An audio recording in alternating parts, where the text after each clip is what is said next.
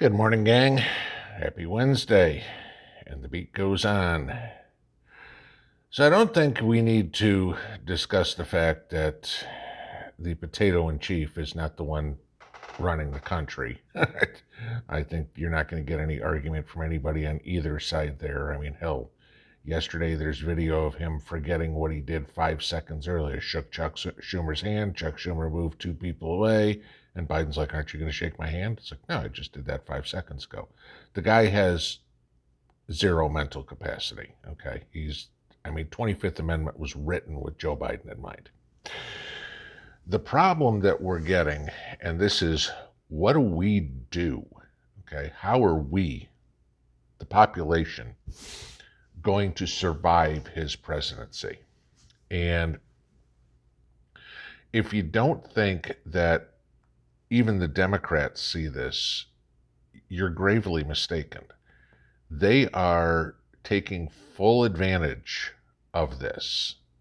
Hillary Clinton, Bernie Sanders, Barack Obama, Beto O'Rourke, you name it. They are all taking advantage of Joe's incompetence, Joe's complete lack of mental acuity. Joe doesn't know what's going on, all right? And all of them are taking the opportunity to do absolutely insane things from behind the curtain. And Joe gets to take all the blame. And Joe is so devoid of any gray matter that he doesn't even realize what's going on. I mean, you take the raid on Trump's house the other day, okay? That is such an overreach by the Department of Justice, by the FBI. It's beyond anything. There aren't words I can use to describe how far that one's gone, okay?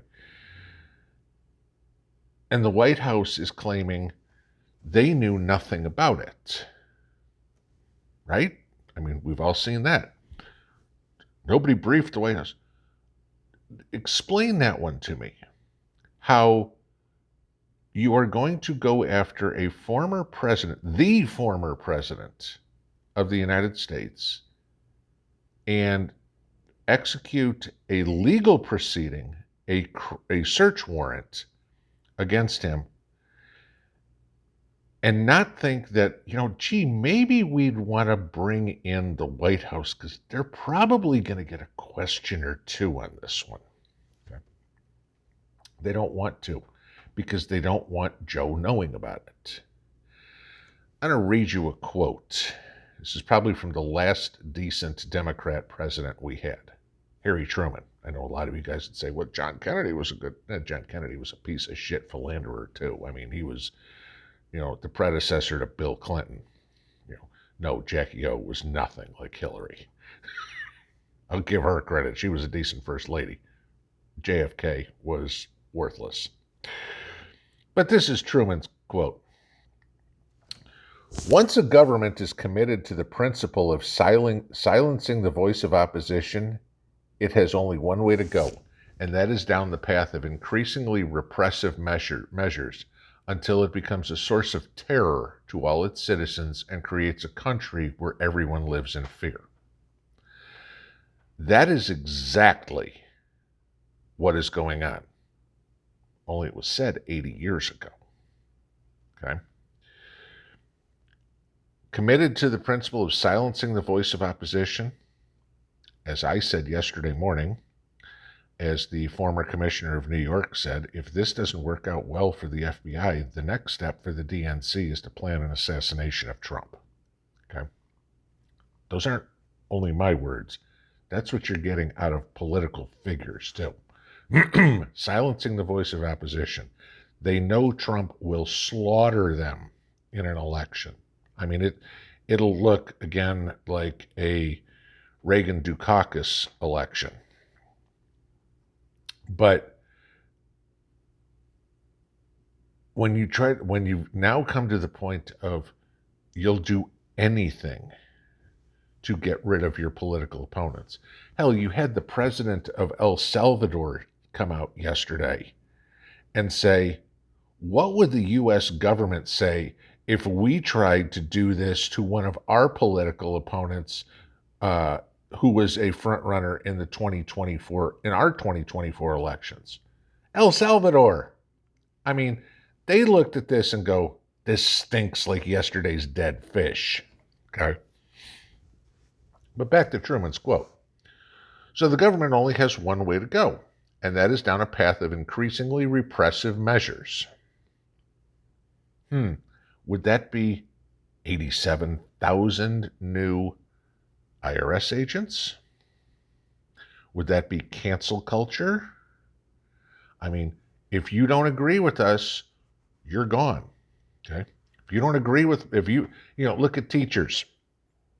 If they won't refer to a kid as they, them, or meow at a kid, they're fired.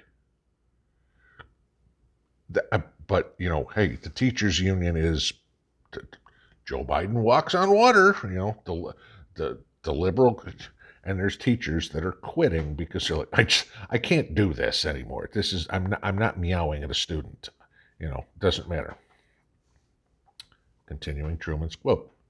Until it becomes a source of terror to all its citizens and creates a country where everyone lives in fear. Yeah, that's the next step. Okay? We're already seeing the first part, silencing the voice of opposition. Try to silence Marjorie Taylor Greene, try to silence any conservative, Rush Limbaugh, Alex Jones. Yes, I know Rush Limbaugh's dead, but they tried to silence him forever. Alex Jones, anybody, anywhere, okay? Silencing anybody that disagrees. Look at Hollywood. You disagree with Joe Biden? You're a racist!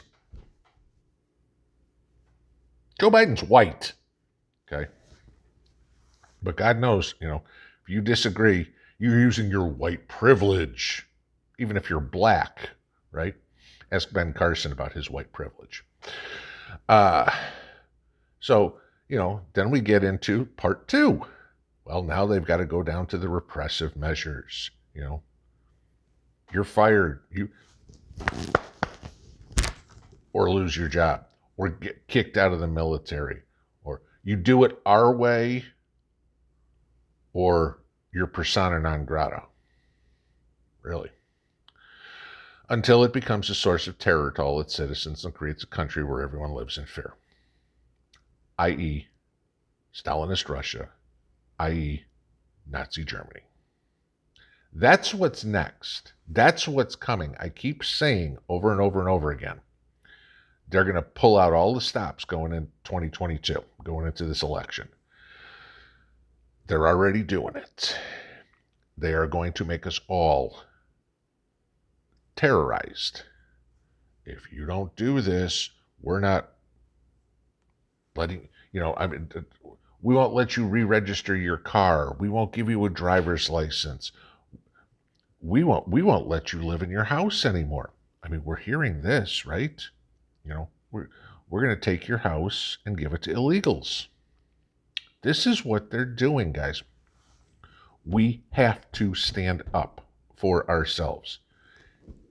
Yes, I'm talking on the web. I put my name, my face, my everything out there every day.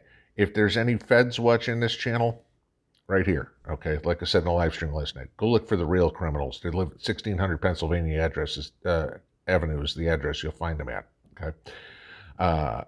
The patriots in this country, the ones who truly love this country, the ones who fought for this country, are disgusted with what we see going on in this country right now. It is being destroyed by the people that we fought against. We tried the military for, 60 years, fought against communism. And now our government is embracing it. And the traitors that work for the FBI, that work for the DOJ, that are about to work for the IRS, do not deserve one iota of respect, of admiration, of support, of anything from the U.S. public. I'm going to remind everybody this again, and maybe the politicians might need to be reminded of it too. They work for us. We tell them what to do, not the other way around. We didn't put them there. We didn't elect them because we didn't know what we wanted. We needed somebody to guide us. No, we put them there to be our voice. They work for us, not the other way around. They may think they're entitled, but they are drunk on power. We have the power. They do not. And it is about freaking time that the people in this country take the power back.